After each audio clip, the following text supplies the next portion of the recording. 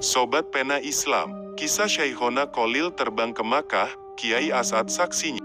Syekhona Kholil Bangkalan adalah ulama besar Nusantara yang menjadi tiang para wali pada zamannya.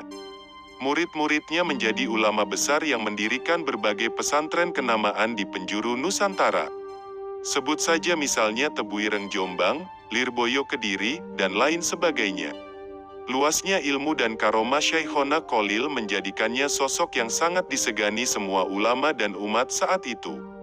Sobat Pena Islam, sebelum kita memulainya bantulah channel ini dalam menyebarkan syiar Islam, dengan cara subscribe dan like channel Pena Islam ini, agar kami lebih bersemangat dalam membagikan kisah Islami lainnya. Ingat sobat, subscribe itu gratis.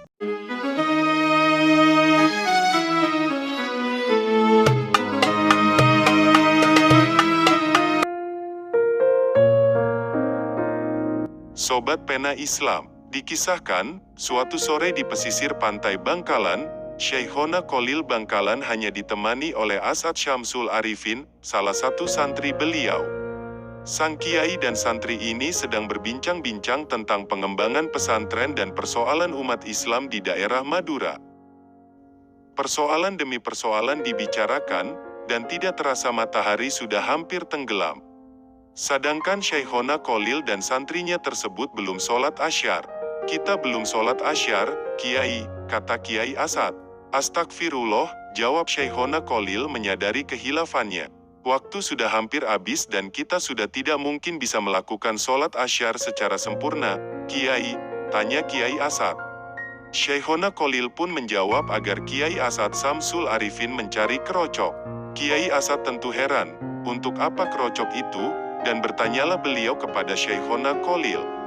Kiai Kholil hanya menjawab dengan tersenyum, "Ya, kita pakai ke Mekah." Setelah mendapat kerocok, Syekhona Kholil naik ke atasnya dan diikuti oleh Kiai As'ad. Beberapa saat Syekhona Kholil menatap ke arah barat, dan tiba-tiba kerocok yang dinaiki beliau melesat sangat cepat dan sulit diikuti pandangan mata.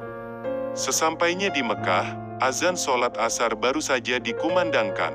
Setelah mengambil air wudhu, dua kiai besar ini segera menuju shaf pertama untuk sholat asyar berjamaah di Masjidil Haram. Subhanallah, itulah karomah kekasih Allah yang tak bisa disembunyikan lagi. Kiai As'ad yang menjadi santri itu kemudian mendapatkan berkah Syekhona Kholil, yakni menjadi kiai besar yang pesantrennya di Asem Bagus Situbondo menjadi rujukan santri dari berbagai penjuru Nusantara. Demikian kisah Syekhona Kholil terbang ke Makkah, Kiai As'ad saksinya, semoga bermanfaat dan menebarkan berkah buat kita semua. Amin.